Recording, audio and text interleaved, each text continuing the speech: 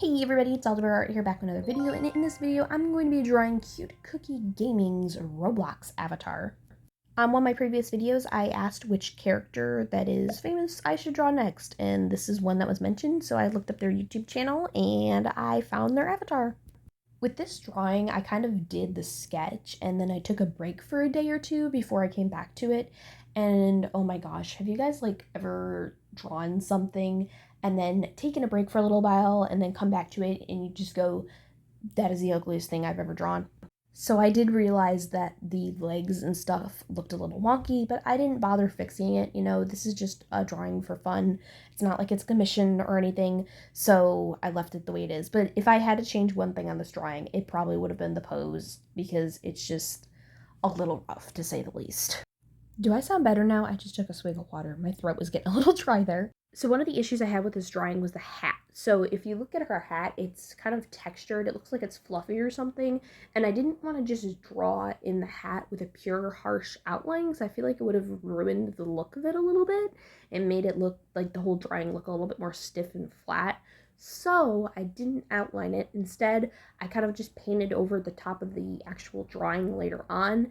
And I don't know, I feel like it gave it a nice look in the end. I'm a little happy with it. It's not like the best thing I've ever drawn, obviously, but I feel like it made the whole drawing turn out just a little bit better.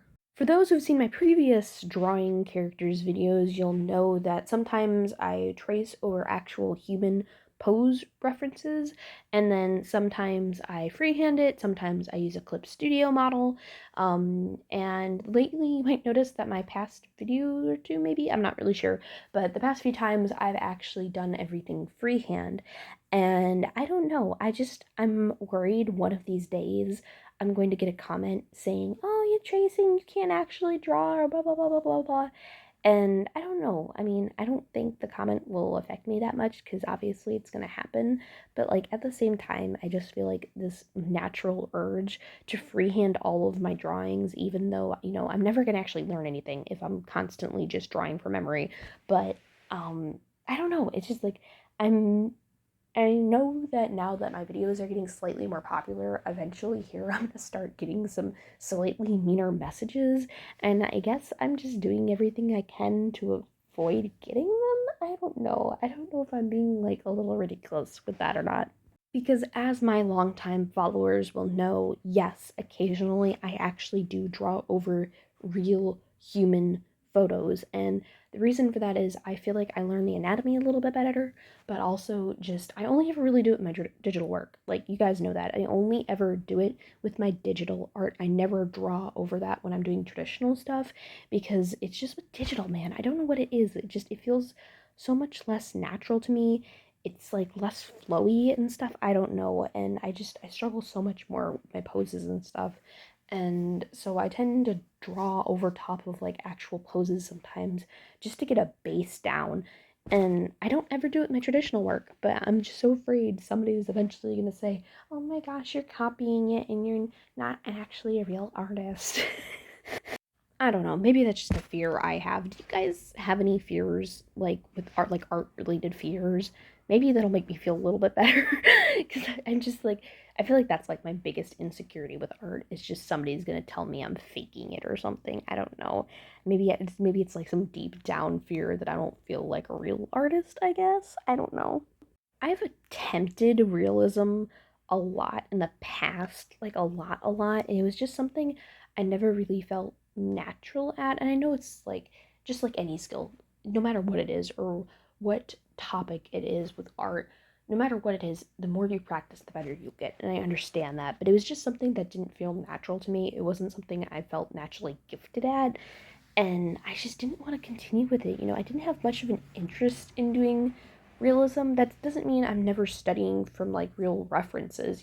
Obviously I do that all the time, but when it comes to actual true realistic art, with full-on shading and everything like that, I never felt interested in it, so I never really did it. But at the same time, I guess part of me feels like I'll never be a real artist unless I do realism. I don't know. I have to do fine art in order to become an artist, I guess. That's what my brain's saying. I feel like most people are probably just afraid of like drawing the other eye or drawing a hand, and here I am worrying over like this deep fear that I will never be a real artist.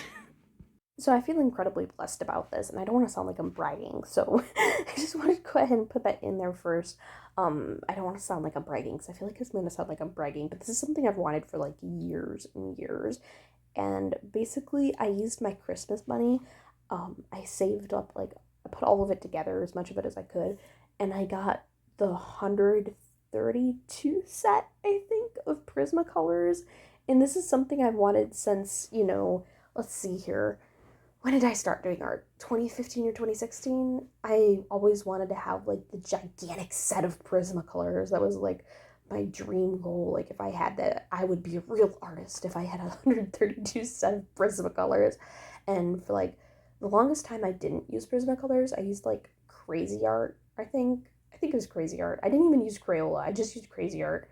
And then eventually I saved up money to get the 36 count, I think, and I'd gotten that at Sam's Club, and ever since, I would just buy another 36 pack of Prismacolors ever since then. But I finally saved up the money to get the gigantic 132 count. And okay, so now that I'm talking about this, the most annoying thing, because don't get me wrong, I love Prismacolors. I love Prismacolors with all my heart. But there's something so annoying about them that they could so easily fix, and it's the way they organize their pencils when you first get them. So anybody who's bought Prismacolors before might know what I'm talking about. I'm hoping somebody knows what I'm talking about, but like maybe it's just the ones I've bought, but they're never organized by color. Like they're never organized in the way of the rainbow. You know what I mean? Like here's pink next to a red kind of thing. It's always like weird palettes that they organize them by. Like I don't even think they're organized by number, because like Prismacolors have like a number, like it's a P and then I think 3 digits or something like that, but they never even organize them by number. I don't think. I could be wrong on that. But my point is they never organize them by color, and it's the most annoying thing when you open up the Prismacolors and it's just random colors all over the place. It's just, I'm not saying I'm OCD, but I am a perfectionist, okay? And that bothers me. It bothers me so much. And maybe I'm just petty, okay? Like that could totally be it. Maybe I'm just really, really petty, but I don't like the idea of spending all this money on Prismacolors only to open it up and find that the entire color selection is disorganized, and it's like it's just so unsatisfying, You wait all these years to get like a gigantic set of Prismacolors, and it's just wrong. Now, I know I'm probably going to get some hate for this, but I know my sister saved her Christmas money and she got some Mohoo markers, and I feel like I'm the only artist on the planet who doesn't want to use alcohol-based markers.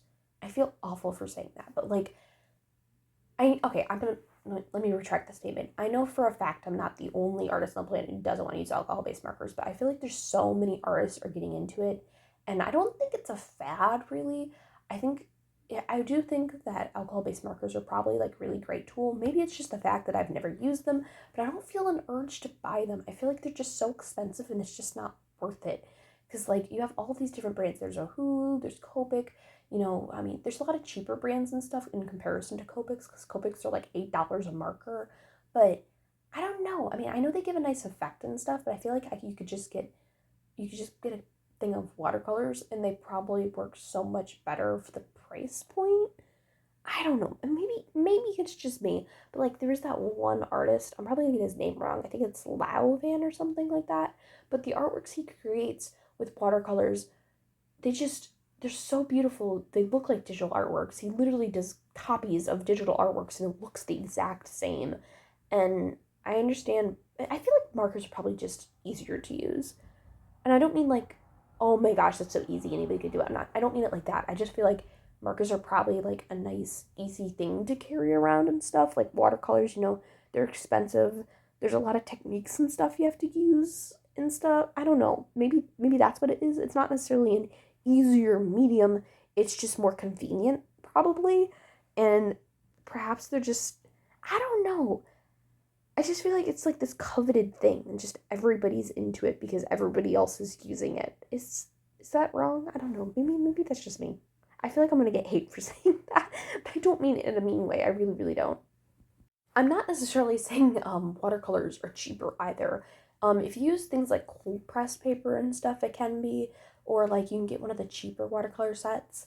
Like I don't want to say Sakura because that set's actually kind of expensive. I mean more like the Prima Marketing. I think some of them have some cheaper sets, and Winsor Newton. If you get like the Cotmans and stuff, like there's some cheaper sets you could get. I do feel like the paper's pretty expensive, but I think overall, even with all the costs, the tools and stuff, I feel like overall it's probably cheaper than markers just because you get longer use out of it. Because, like, you could keep the same watercolor set for years. You might have to buy more paper, but, like, you'll have the same paint set for years. I just feel like it's a better investment personally. I'd rather not waste the money on Copics and stuff because I feel like I don't even think I'll use them that much. I also just hate buying expensive art supplies because, like, you're so afraid to use them. Like, having really expensive sketchbooks or really expensive pens or anything, no matter what it is, it's just like you're afraid to use it because you're afraid you're going to ruin it or you're going to use it and then it's going to be gone. You know what I mean? It's an awful feeling. Something I noticed recently, which was really interesting, is I was going through my YouTube analytics and I noticed it's saying most of my viewers are age 18 and over, which I find really, really interesting because I know for a fact the majority of my channel are kids because they've mentioned their ages in my comments, but I feel like a lot of them probably are just using their mom or dad's YouTube account, or perhaps they've created their own account and lied about their age. I don't know, but for whatever reason, YouTube Analytics is saying most of you guys are over the age of 18, and I don't know if that's real.